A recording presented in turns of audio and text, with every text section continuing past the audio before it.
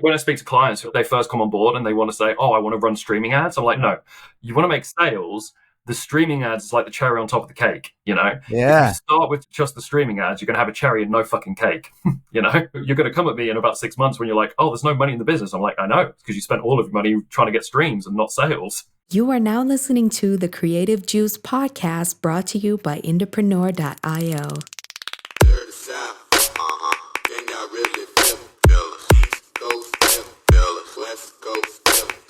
What's up, Indies? Welcome back to Creative Juice. This is a podcast where we cover growing and monetizing a fan base and building your music career with marketing strategies that are working right now based on what we see every single day inside our music marketing agency and across our community of thousands of artists and bands. I hope you enjoy and subscribe. This is episode 369, and I'm your host, Jack McCarthy. And with me, as always, is my co-captain, Circa. Cirque, what's up, dude? Dude, I'm red as a nose on a Kennedy at a Christmas dinner, all right? And I'm ready to pod. You look great. Today, we have a very special guest. Back on the show today is IndieX strategist and guitarist of As December Falls, Andy Hunter. Welcome back to the show. What up, dudes? I'm back. It's good to be back. I'm excited. We're happy to have you, man. I think this is going to be a really fun episode. If you're an artist that is trying to crack organic content, especially if you're just starting to grow for the very first time, this is going to be a really special episode because we're going to be talking with Andy today about organic content, viral content, growing your audiences across social media and on streaming, and what As December Falls recently had happen with one of their songs with some viral content and how they did it and the processes that they went through to make it happen. So I'm really excited about this episode. It's been a long time coming. We've been planning this one for the better part of 2 months. So I'm psyched to kick it off. Hell yeah. Let's go. I think this is going to be cool. Andy, you guys have been working the organic content angle for probably like a year and a half now that you kind of dialed in and said, we really want to work on the organic side of our content and start trying to make it happen, because you've had tons of success with paid advertising, but we've never really hit the stride that we wanted to organically. Actually, I've kind of been spoiled by your advertising success, right? Because you yeeted one video in the beginning and just kind of that like suffice for selling out tours for a couple of years. Yeah. So, we've always done really well with paid ads. Been running ads since, 2017, 2018, around then. I know we've done several podcast episodes around like what we did with touring and like album stuff and, done, really good at making sales using music videos, performance videos for like sales ads. And that's always been our bread and butter, essentially, and still is to this day. But we really saw, the success that short form video was having on Instagram, Facebook, TikTok, YouTube Shorts, and really wanted to see if there was, a way that we could start tapping into that. And I think it was around, 18 months to 2 years where we started going a little bit heavier with it in terms of, I feel like a lot of bands, when they start in the space, they go, right, I know what I can do. I'm just going to take my normal horizontal performance video and I'm going to trim it down into a vertical like shot, and then I'll post that and that'll do great. And auto panning and if that. And so that's very much where we started as well, so I'm no shade at bands that do that. That's exactly where we were like 2 years ago. Didn't one of our fans record on their iPhone 3GS one of our like concerts at a local bar? That's the video. That's the one. We started creating content for short form, very much focusing just on performance. It was all performance based and music based. Like from day one, we were very clear. We don't want to go down the covers route. We don't want to go down the skit route. We want to make sure that it's, we're only creating fans that are 100%, interested in what we're doing musically. If the personality stuff has to come down later, I think now that we've got to the stage where we're at currently, there definitely is a realm for more personality-based content, but it's much more for nurturing than it is making fans. We always wanted to make sure that the content that was geared towards brand new people was always going to be music focused. And so, dude, we've been testing. It's been 2 years of hard grind until we finally found, a song that worked, a section that worked, a format that worked. And it went from there, really. I know when we were first talking about doing this episode as therapy was blowing up not too long ago, we were talking about like really boiling that process down to 3 steps was like, okay, what we did was like, we were researching what was going on out there in kind of our genre. We were modeling that. We were creating content really aggressively and then sharing it really aggressively. And that kind of summed up like the whole of the short form creation process for you. And I know you guys were I remember there was a weekend, maybe back in the fall, where you were like, dude, we just spent like a full 18-hour day or something recording content. And I remember you were like, I'm so tired. And that was when I was like, oh man, they really are committing to this. Because like we would talk about it sporadically, but you never told me just how deep you were going until I think that day. Yes. And that was for our first song. So a little bit of context. Last album came out in 2023. So I spent a lot of time like creating content for those songs post album release and still trying to promote that record after that record came out. And then we dropped our first new single, Angry Cry, in November or October of last year. Therapy came out in January, and with Therapy came the announcement of the new record that's coming out in August. And so from like the new stuff, that was like the first time where we've been dropping a single and having created content ahead of time and then just promoting that one single, you know, by posting every single day, Instagram, YouTube, Facebook, and TikTok. Angry Cry did okay, and it was a great song for us, and it was probably one of our best performing songs up until that point. And then Therapy just fucking wiped the floor with it in January. And again, very similar. We bulk create our content ahead of time as much as we can, just to save on, you know, time later. So for Angry Cry, again, we had 2 days where we shot, I think, 50 takes of the video of the full song. And then from that, we trimmed that down into smaller segments. So we had around 150 videos, which basically gave us enough content to last us like 2 months. Then we did the same thing with Therapy. But with Therapy, like literally within, I think it was the first week of that song dropping, I found the clip, I found the section of the song and just the hook. All three just, for whatever reason, they just worked, and then they just kept working. And once it went big on TikTok, it then moved to Instagram, moved to Facebook. YouTube's the only one that it didn't hit on, actually, weirdly. Like YouTube Shorts, still nothing. But Facebook went mega viral. I think we did something like 2 or 3 million views in 1 week. Whereas like TikTok was a much smaller boost, which was cool. So I definitely want to unpack this because, well, one, I would love to know what sort of prompted you to say, let's take this more serious approach at organic. What were the triggering conditions where you were like, all right, it's time for this.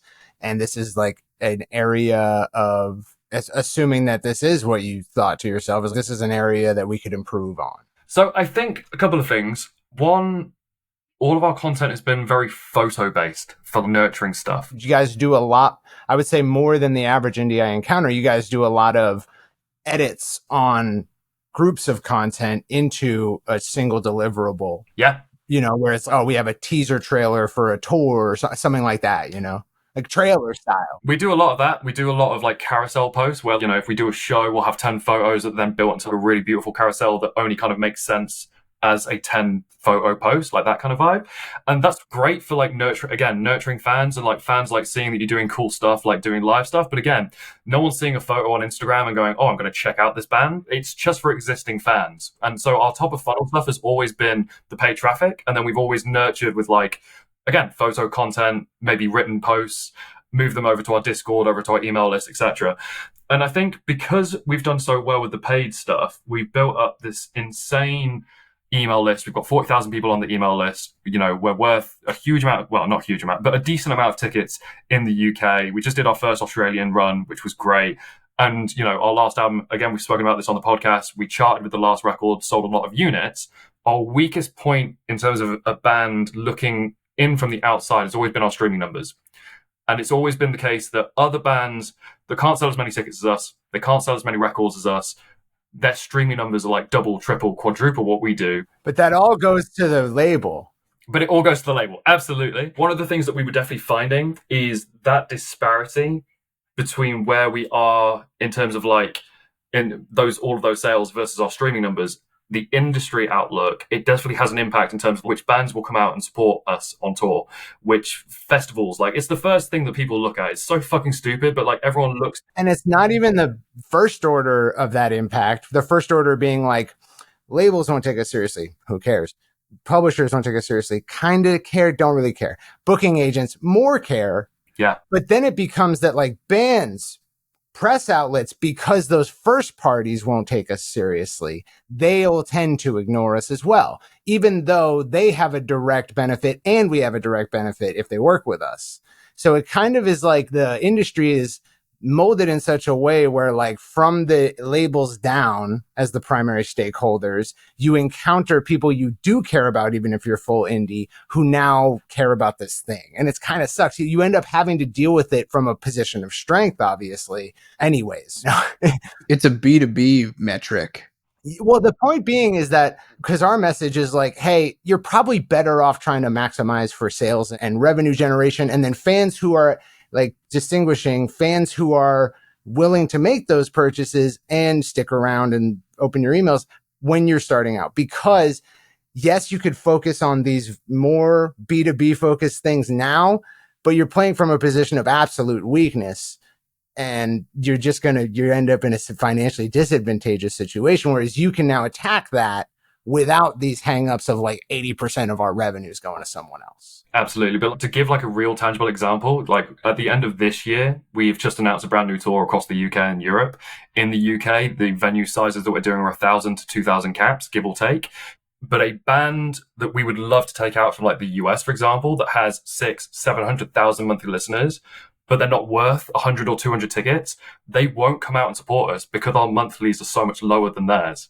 And so it's like, for them, they think, oh, it's a bad look for us because all of our fans will go, why are you supporting us Seven Falls when they've only got 100 or 200,000 monthlies, whereas, you guys are on nearly 1 million, but they're not worth the tickets. So it's like, on paper, it makes perfect sense, but they won't do it because their management won't let them, their booking agent won't let them, because it looks bad from an industry perspective. You know, it would be really cool. I remember when I was growing up, lots of kids, when you're a derelict delinquent and you hang out at the mall and commit crimes all day, your friends end up being kids the bands who wouldn't have high streaming numbers necessarily. Like Slipknot might, your Insane Clown Posses, your Cottonmouth Kings, they wouldn't necessarily stream very hard, but the kids sell tickets, merch, and CDs, right? And they're financially well off as a result. They have wholly owned companies. And that kind of plays here where it's like, we're not going to, there might be other reasons you might not tour with those bands, but in this case, like the reason appears to be like that streaming disparity versus any actual real reason. And if those bands knew what they don't know, which is, well, look at your setup, like you're having trouble packing these rooms. And even if you did, you're poor. And not saying it as like a bad thing, like, oh, you're poor. It's that someone else is taking all your money. You're doing well. You should be doing well. You're doing all the work. There's nothing wrong with your ethic. There's nothing wrong with what you're doing in life. The problem is that a vampire is sucking the blood from you. So is it that tight that you have that many streamers? It's just a funny kind of consequence of the incentives in the industry. So that's like very much the backdrop of like why we then started wanting to explore like organic content and really using that as a vehicle to grow predominantly our streaming numbers. Whereas, we're still doing the paid traffic to make the customers and the shit that actually matters. But like, we really wanted to focus on the streaming side to stop that disparity between what we can sell versus our monthly listeners. Much more convenient if you can do that. Yeah. Dude, I was just going to say that, and I want to double click on that for a second, is I think in today's music marketing landscape, so many artists want to try and shortcut the streaming growth by paying for it with ads. And that is such an unprofitable way to spend your money, especially in the short term, usually in the medium term as well, for the vast majority of artists. Whereas like you guys look down and you're like, well, we already make a lot of money by spending money on ads. So we're not going to spend our money differently, but we can spend our time differently. It's as simple as it's like you get to plug this good content into an existing distribution system that is self-liquidating, meaning I can go out there and run a bunch of ads for my new company that have the benefit of promoting my company's like short film, right? But why not run ads that best sell product right now and get me money, and then later I have a system that runs ads to get money, and I can just plug my short films into that, and they'll automatically get distribution even though they're just for making me money. That's sick, dude. Wait, so I want to know, because what Jax just said made me think, what would you feel are the benefits of having waited till now to do it? And what do you think are any drawbacks of having waited till now? So drawbacks, there's a learning curve. And I think you guys were talking about this on the podcast. You've spoken about it in workshops. Your first videos are all going to be dog shit. They have to be. Mr. Beast. Get the suck out, dude. You have to get the suck out. Yeah. Mr. Beast. It's an unfortunate way to say it. But.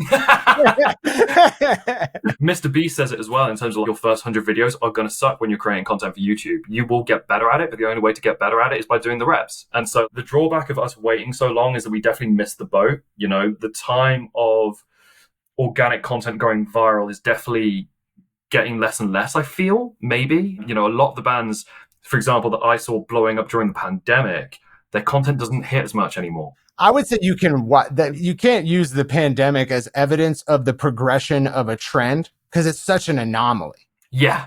You know what I mean? Maybe it would seem like content going viral is trending down if our starting point for measurement is the pandemic, because it's like everyone was locked inside looking at their phones. Yeah.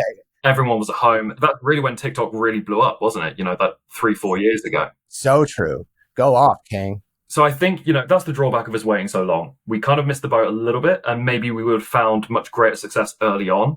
And also it's taken us 2 years to find a system that actually works for us in terms of making good content, the posting schedule. And we had to, learn that by putting in the reps. But then on the flip side, the fact that when we've never been reliant on streaming, we've never been reliant on having to go viral to be successful as a band, that it means that if next week TikTok dies, I'm back to where I was 6 months ago. Yeah, which is not untight. It doesn't make a big difference to me. This is when I speak to clients, they first come on board and they want to say, I want to run streaming ads. I'm like, no, you want to make sales. The streaming ads is like the cherry on top of the cake, Yeah. If you start with just the streaming ads, you're going to have a cherry and no fucking cake, You're going to come at me in about 6 months when you're like, there's no money in the business. I'm like, I know, because you spent all of your money trying to get streams and not sales. Yeah. 100%, dude. That said, because I was putting on my objective hat by asking for drawbacks, because this is the theory I'm going with, is you should wait to really focus on virality and more focus on workable systems. But we are kind of saying you should get that suck out at the beginning and then just try to run an automated system while you focus on sales. Kind of wondering if that's true, if you should wait and do the sales driven stuff first.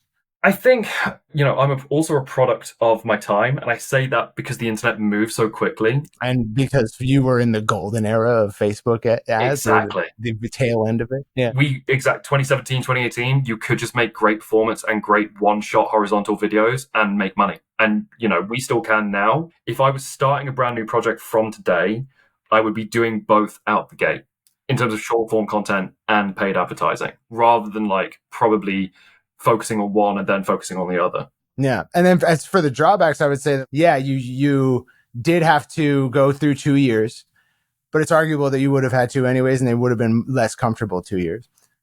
And then in terms of what was the first drawback? You went through 2 years. Oh yeah, you missed the boat. It would have been nicer to have this going when the pandemic hit, for sure. But the boat can come back in so many different ways. It's possible the long-term boat is headed to the levels of the pandemic already, and the pandemic just caused you to get a preview of what that would be like. Well, additionally, a new platform could pop up tomorrow and become a new boat. That is true. Yeah, that's a good point. Yeah. So that said, kind of this so earlier last year, I believe, I did a workshop in IndiePRO called something about content systems. I forget the title, but the goal was we recognize that there needs to be a systematic approach to content that for anyone, because we to get a wide range of different indies in our community, for any indie, we need to cover the max amount of cases of different types of people, different types of music, where they're at in their career. So that's what our recommendations kind of have to satisfy, is for the most people, provide the most helpful fail-proof method for achieving X. In this case, a content system. And so I created, and this is one of the things that I have developed for IndiePRO. This is among the more speculative because I didn't have a whole shitload of test cases. I just had sort of first principles thinking to define the system for making content. And so it was like, you probably should just, to be safe, condition it to what's working. And you can limit that search space for what's working to artists who sound like you and you wouldn't mind doing a song with. They're not cringe to you. Cool. Look at their content if they are successful with content. And then we just need to model that and just model that. Should we model it and then just let it rip? No, we should probably validate all of the songs in our catalog to find out what's the strongest, because there's wild differences between the success of songs, as you pointed out. And so let's first find the winners and then prioritize them in the release cycle for any that are unreleased, or prioritize making content for them in general over time. And then once we're done with a 2-month process of validating songs, we will then move on to just regular content and single release. And you'll just do that. You'll just do that for a year, ideally. And by the end of that year, you should be pretty sick at this. Like, you should, provided that you are reasonably intelligent, provided that you have reasonably good music of like reasonably good production value, this should work for you. And I think this is, obviously you followed your own system, but because, we're thinking from first principles, it ends up being a little similar to what I thought of. And then, it appears to have worked for y'all. Now y'all have a way different setup than the average indie coming into IndiePRO. But I would love to get like your thoughts on sort of how that system worked out, differences between kind of what you did and what I just described, and then how you might modify our recommendations for content based on what you just went through. So we were very systematic with it. It wasn't a case of that we just stumbled, we posted once and got mega viral. I know that does happen to some bands, their second ever song is just, that's it. They're on 1 million monthlies and happy they can retire off the revenue forever. We were very systematic. So like I said, we started with the older songs from 2023. We, again, did our research to see what was working for other artists, what other artists were doing in our niche, in our genres, what kind of posts they were doing. Because we toured so much, a lot of what we focused on was taking live videos, overlaying with studio audio, because obviously it was like, filmed on either a DSLR or like an iPhone. The audio is fucking dog shit. And you guys are playing to a click, right? And we're playing to a click, so it's easy enough to overdub with studio audio, and no one really cares. Like, maybe one old guy goes, "This isn't live," and I'm like, clearly, it's not fucking live. Well done to you, sir. Yeah, good job. And what you should be like, he's figured us out. So we started with a lot of that content, and it did okay. We got to around 40,000 followers on TikTok. Nothing went mega viral. Like, I think a couple of posts maybe did 100K max across over, the 2 years of testing. At that point, when you reach, you're like, okay, we've done this amount and this is our result. What are you feeling at that point? Or like, you're like, this is worth it. This is a slog. We might have to nix this, or this might not be. It was a slog, man. It was a slog. Like, we just kept going because like we knew we had to more than anything else. Like, it's not a case of we can't just let this die. It was like lots of small successes, but nothing like major, like one hit, no batting it out the park. It was all just like constant growth, which was great. And I've always been a big believer in small constant growth. That's been my whole career so far. So like, at no point was I looking at this going, oh, this isn't worth it. Even though I'm only getting, I don't know, maybe a few thousand new followers each month, like that for us was still worth it. Were you noticing not only an increase, but a rate of increase? So yes, but in terms of levels of views. So like, everyone says TikTok gel isn't a thing. I definitely think it is. I think when you start a brand new account, you see that like first week of great success where TikTok tries to get you into the platform and will give you like fake boosts out the gate. And then you get locked into that 300, 400 kind of view jail until you break out of it. But I think that threshold of where you start gets increased over time as your videos get better. I am a believer of that.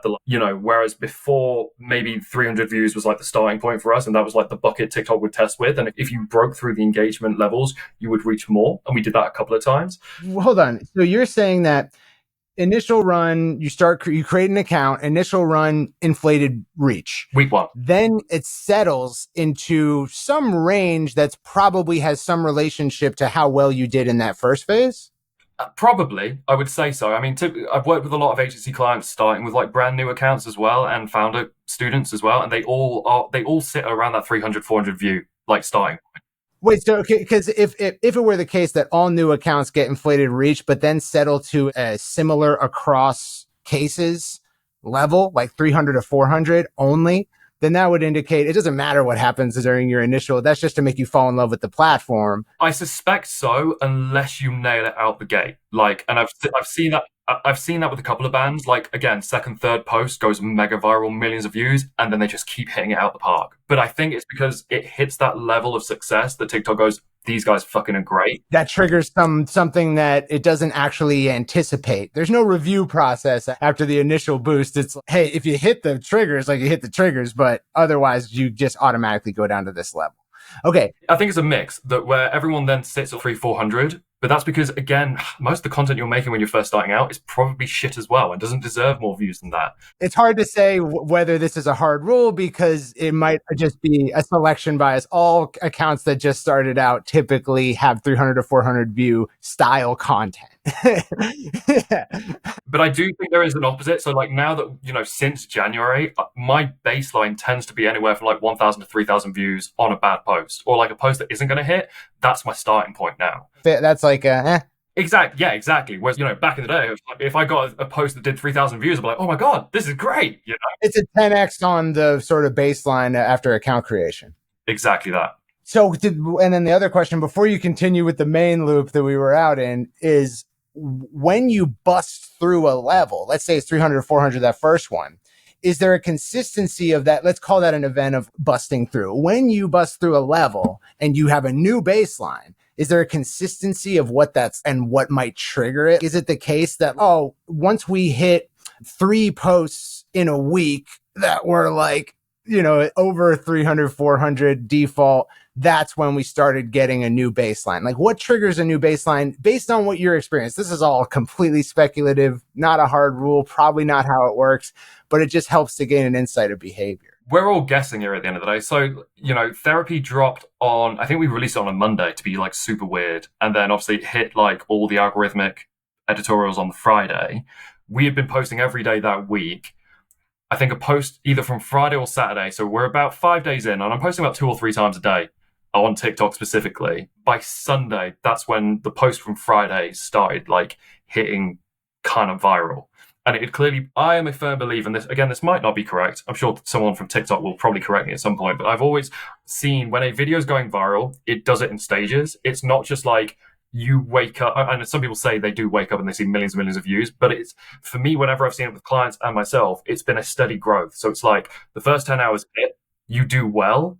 And then the next 24 hours, it hits that next level. So like you might go from, 20,000 and then it jumps to 80,000. Then it jumps to 200,000 as you keep hitting bigger buckets as TikTok goes, all right, okay, this is the bucket it got placed in. It did great. It deserves to go into the next bucket and then the next one and then the next one. And eventually you will fail because I assume that the engagement levels get harder and harder. I would assume that the distribution behavior internally applies no matter the scale. So it's if you get a video that for some reason, like a big account reposts it, and instead of 300 to 400 views, your baseline, you got 10,000. Well, it doesn't matter. Like 300 to 400 or 10,000, we're still going to take some function of the initial success it got and then spin it out to a multiple of that or something like that, right? And then, so its scale can change the way that this works, but maybe the behavior's pretty consistent in terms of timing. Like the next day, you're going to see a multiple or something like that. Like you could define a function maybe that generally kind of captures the distribution experience over time from release. Yeah, exactly that. So that's very much what we saw with therapy as we were posting it. Like it was bumping up in scale. And then once it had done well on TikTok, we then started to see, I don't know whether it was triggered by TikTok. Maybe it was, as in people leaving the platform, going elsewhere to look at us on Facebook, on Instagram. But we then, it then waterfalled, and it was the same, basically the same posts were doing great across both with like similar captions, similar hashtags.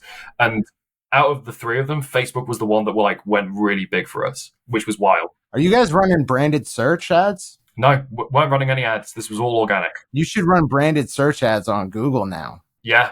If you're going to get waterfall effects. That's not a terrible idea. Yeah. Andy, I want to talk about the process of song selection or clip selection, song section selection, and hook for you guys, and what that's been like over time, and then specifically for therapy, how that went down. So in terms of song selection, it was very much based on singles. Like we're only promoting, so we are at the moment in a cycle of releasing a song every 6 weeks, promoting that one song that is then part of a bigger album. You know, it's like a mix of the rap route of promoting singles and then incorporating like the rock element of having a big album at the end that you are running a pre-order for and selling physical for.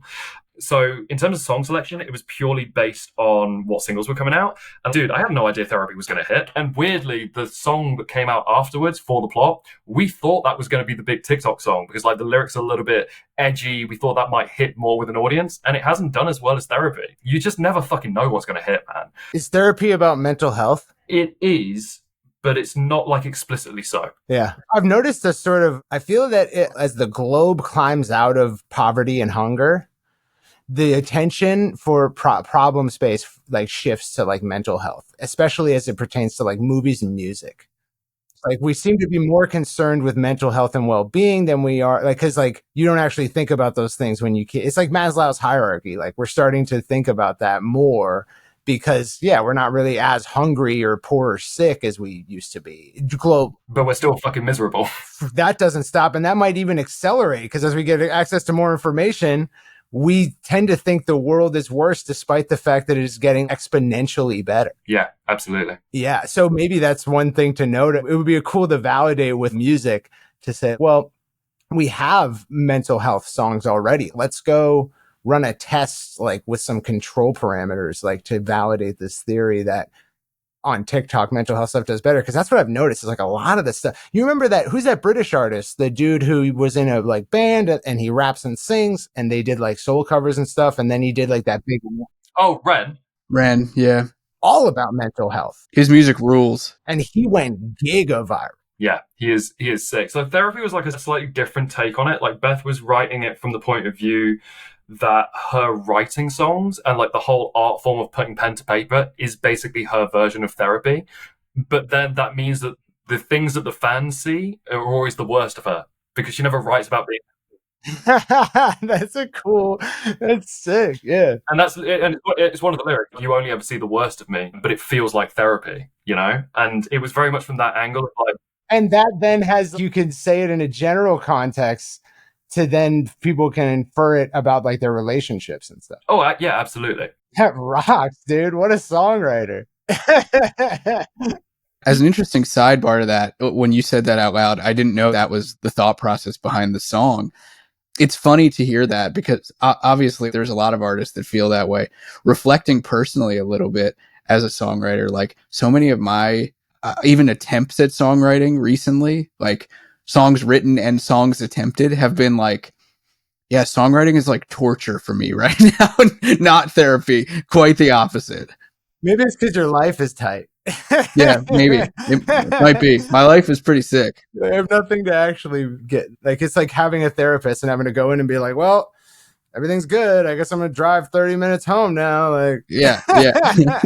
Well, so Andy, has the momentum of For the Plot after the viral success of Therapy changed the way that you will promote now or the content that you'll release? Will you pivot into more pushing of Therapy knowing that it's been the leader?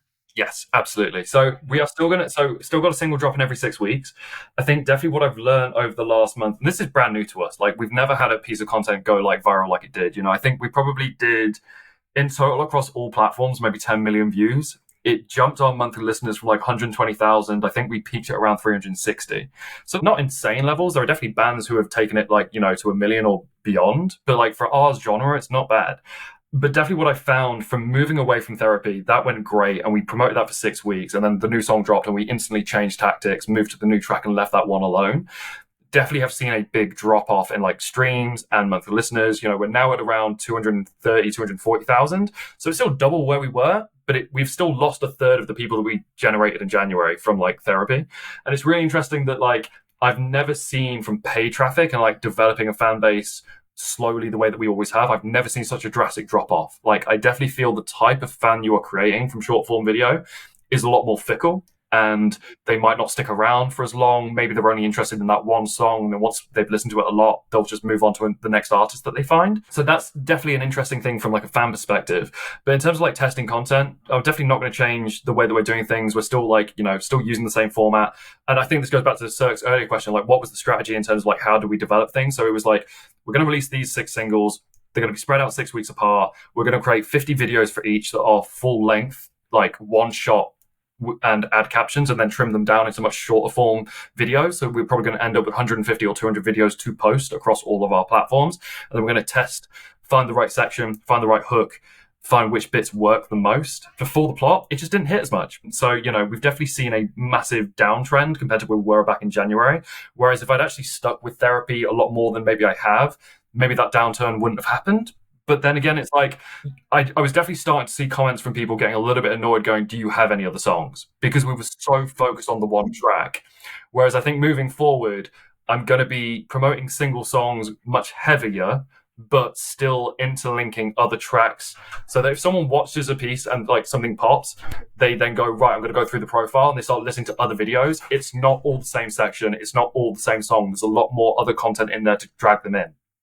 So in my spec that I defined for that workshop, I said one way to approach this from a programmatic perspective would be to say, we're going to have a syndication like folder, right? And we will reach a point at which we have so many successful posts that it makes sense to syndicate them such that in a 30-day or even a 60-day period, these posts get reposted at least once.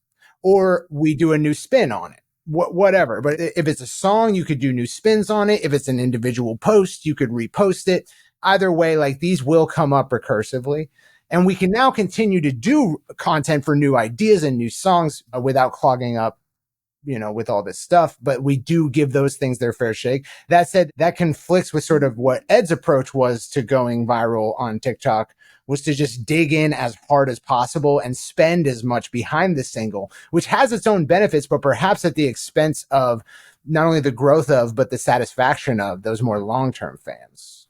Yeah, absolutely. Completely agree. And I think that's very much what we are now moving into. Where 4th single comes out on Friday. We're April 1st at the moment. So it will come out on the 4th of April if you're watching this podcast back in time. So we'll have 4 singles. We're going to be posting heavily across the new single, obviously, but still feeding in the best posts from For the Plot. And some of them did great. We still hit a couple that did like 80, 100,000 one-off. What the fuck, dude?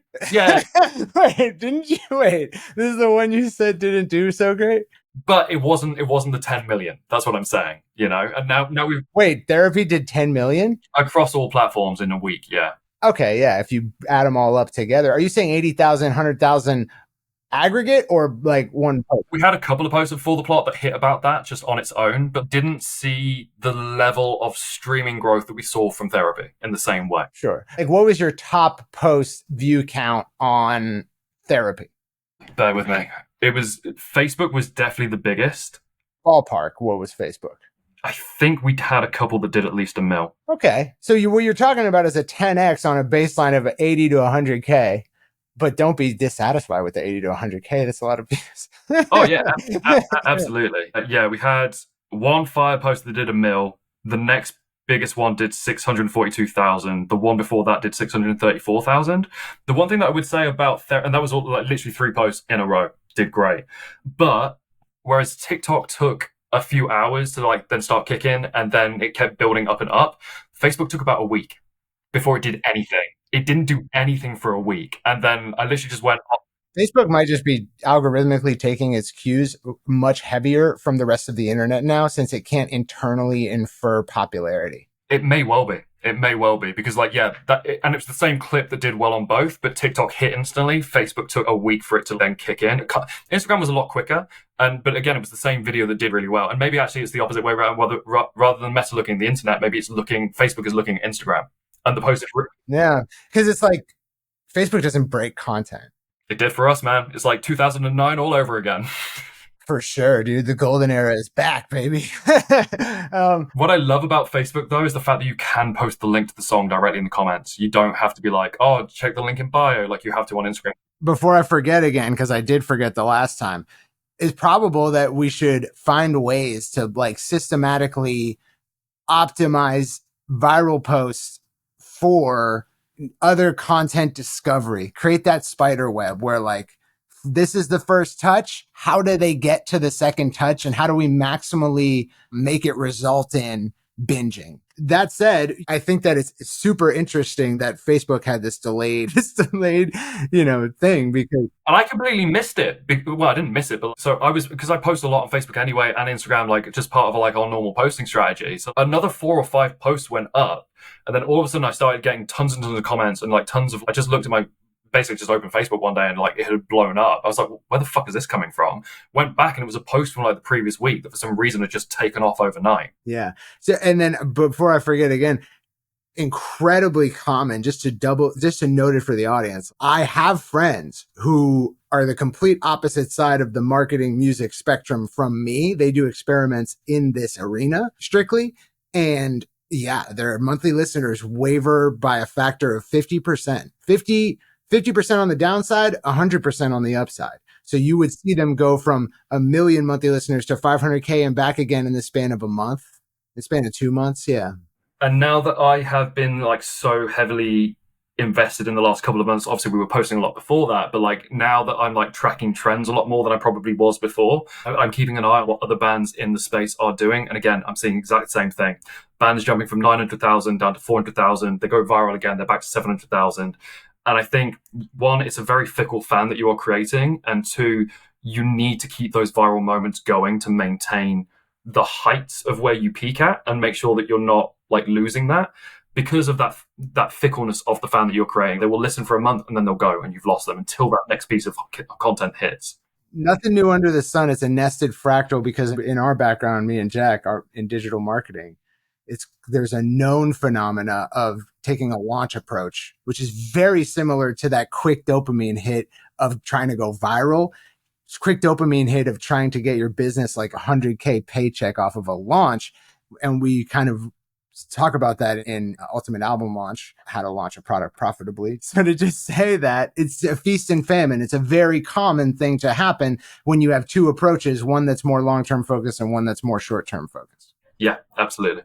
What's interesting too, Andy, is we've experienced this at the agency plenty, working with artists who have their primary means of growth happen by viral short form content, and the struggle to convert those fans into customers.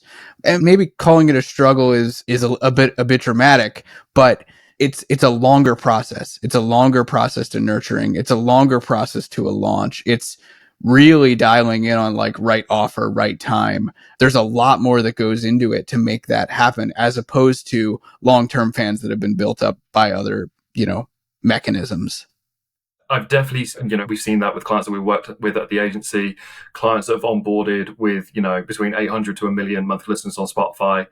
We launch a brand new t-shirt range as their first time opening a store, and it's crickets. People just don't want the merch, and you have to take a much long, like you say, Jack, a much longer approach at nurturing those fans, moving them onto like email, onto SMS lists, giving them exclusive content, really building up the relationship beyond just, I saw 10 seconds on TikTok, love the song, save the track. I don't even know what the artist's actual name is. I just know the one song or the one chorus that blew up on TikTok. Yeah, I might not even know the name of the song. It might just come up it's in my playlist. The playlist that I add to from Discover Weekly.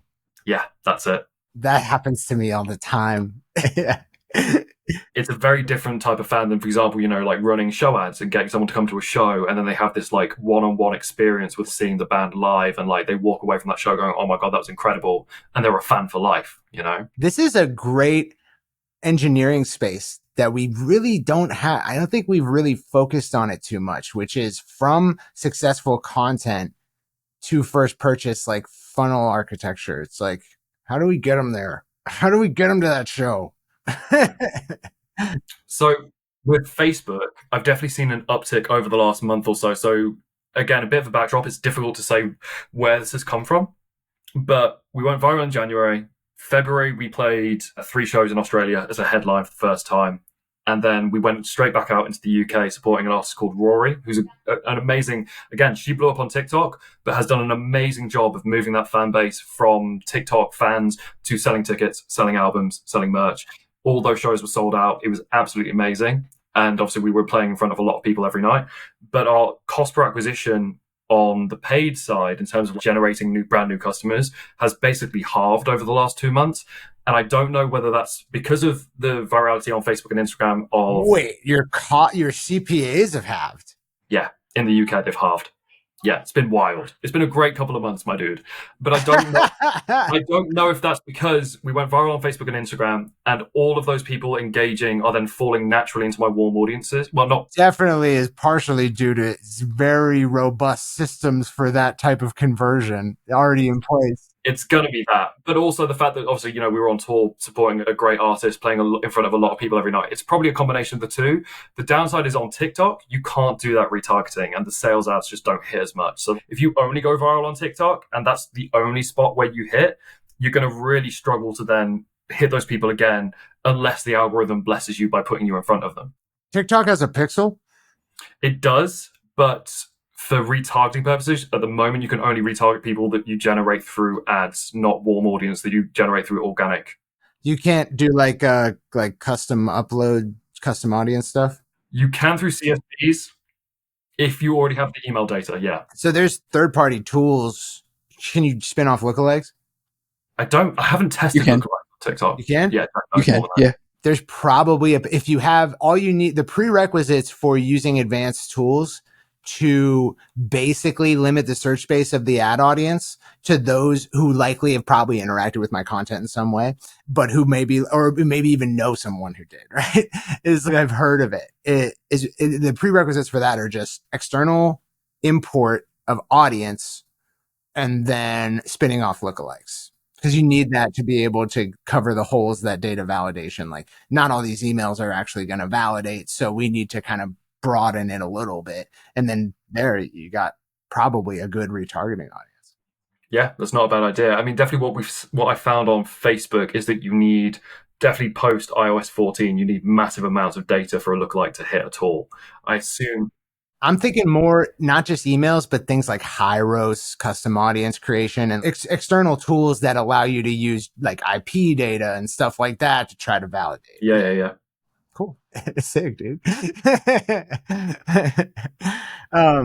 I can't remember where we were. But yeah, cost per acquisition has definitely gone a lot lower on Facebook and Instagram. And I do suspect that virality on Facebook has definitely helped, as in all of those people watching, commenting, engaging have then been hit by my paid traffic. I hope that we get another viral content or song so that without the opening act, so that we can validate it. I think something a lot of artists struggle with is the hook and clip part of this process, Andy. So I'd love to just zone in on that for a second. What was it like for you, or what has it been like for you identifying hooks, picking the right ones, researching, modifying, modeling? What has that looked like? What could you recommend for someone who gets stuck on that? So very much the same thing that we recommend at the agency level for clients that are looking for like short form ideas. What I typically tend to advise is create, and this is very much what Sir covered in his workshop as well, creating a Google Sheet. You are going to be wanting to research at least 20 to 30 artists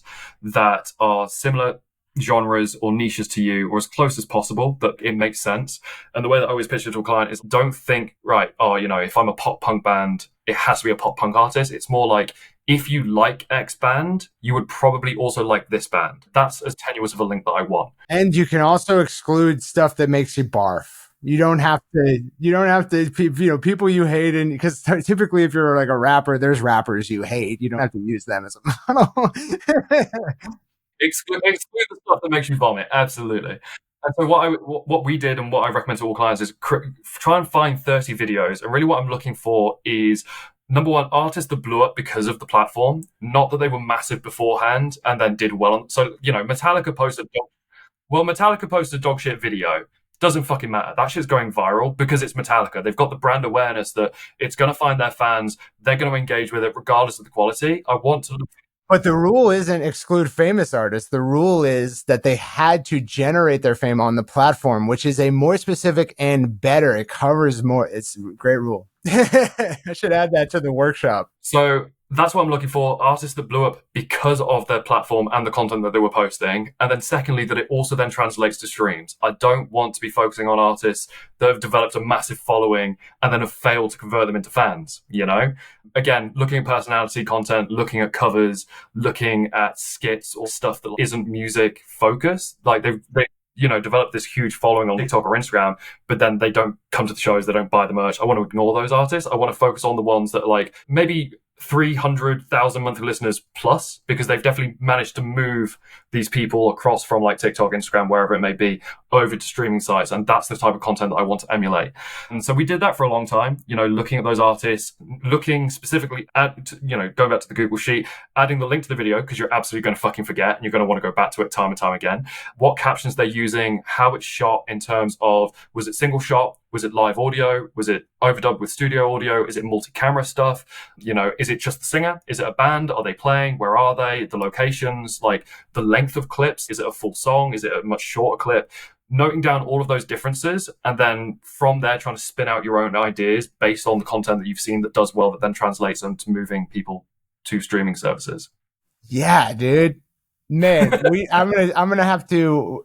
It's due for an update and like a different format for people can use it, but we should refactor the workshop process based on your findings. Yeah, I'm down, dude. If you want to tag team that, we could absolutely do a workshop on that. Would be cool. By the way, if anyone wants to download that, if you're an IndiePRO member, you're listening to this and you don't know what we're talking about, go to your workshops, go to the content workshop that I did last year and download the Google Sheets from it, which will give you a nice little template for what Andy's talking about. Yeah. And because that's basically what I did and it worked. So go do that. But like the one thing that I definitely found was that whatever part you think is going to hit is probably not the right part. So true. Yeah. Dude, so like from Therapy, for example, we thought, oh, dude, this chorus, it fucking slaps. Like the chorus goes hard. There's also this really heavy breakdown that's like full of like... We love it.